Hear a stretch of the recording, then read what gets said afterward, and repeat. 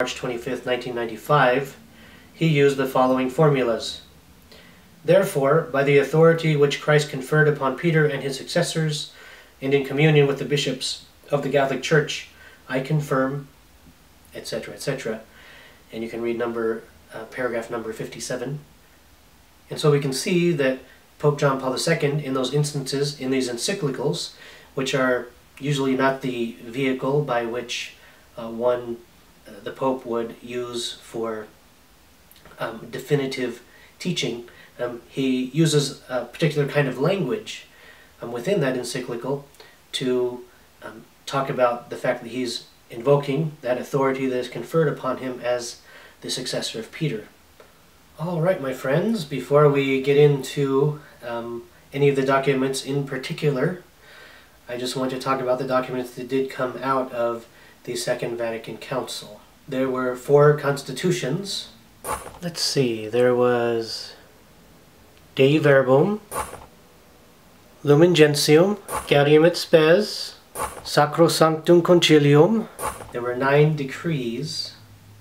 Ad Gentes, Apostolicam Actuositatem, Christus Dominus, Inter Merifica, Optatam Totius, Orientalium Ecclesiarum, Perfecte Caritatis, Presbyterum Ordinis Unitatis Redintegratio. There were 3 declarations. Dignitatis Humanae, Gravissimum Educationis, Nostra Aetate. It's those main 4 constitutions that form kind of the theological basis for the rest of the documents in the Council. And so we're going to start there. And so there were the 4 constitutions that came out of the Council. There's the Dogmatic Constitution on Divine Revelation, the Dogmatic Constitution on the Church, the Pastoral Constitution on the Church in the Modern World, and the Constitution on the Sacred Liturgy. Okay, enough background information already. When are we going to look at the documents? Yeah, what he said. Alright, my friends, well, now that we've looked at some of the different types of documents there are, it would be good for us to look at the documents themselves. Finally. Does this guy ever stop talking? And so one useful resource is there are some good books out that actually have the conciliar documents. So with the magic of the camera, wow, that's pretty handy. So this particular book is called the Vatican Council II, or the Second Vatican Council, the Conciliar and Post-Conciliar Documents. And so it has all the documents that came out of Vatican II, those 16 different documents, and then documents that came afterward as well. There is also a second volume. Well, that wasn't quite what I was looking for, but a cup of coffee sounds pretty good. Not bad. So let's try that again. Ah, there it is. So this is the Vatican Collection Volume 2, and these are more post-conciliar documents. So we're not going to go over those, but just letting you know that those are available. However, we're not going to make you have to purchase those books because you can find those documents online.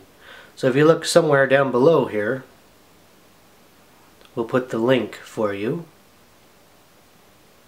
And that's on the Vatican's website, which is www.vatican.va, and you should be able to find the documents on that website, and they're all there.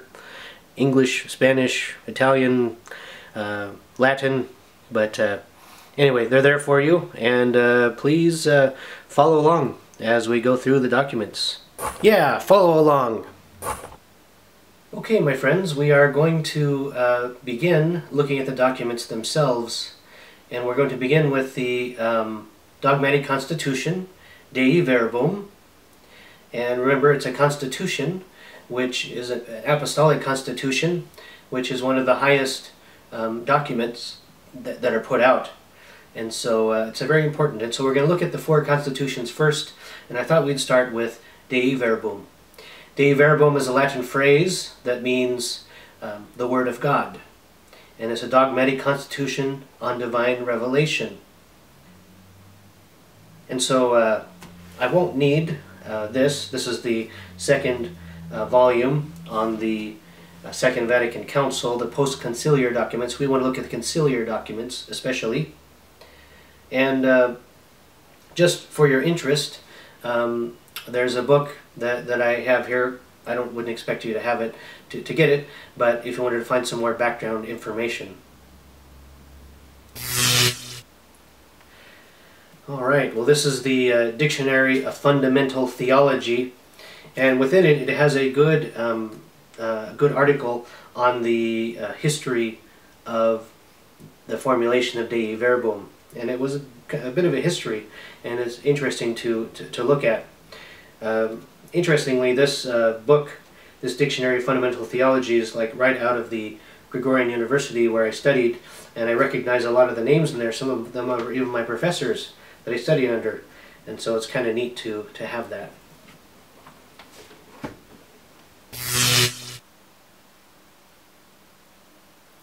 Wow, my coffee just disappeared. Okay, well, we'll get started looking at these documents. My book, it just disappeared. Well, that's okay. We can look at the computer.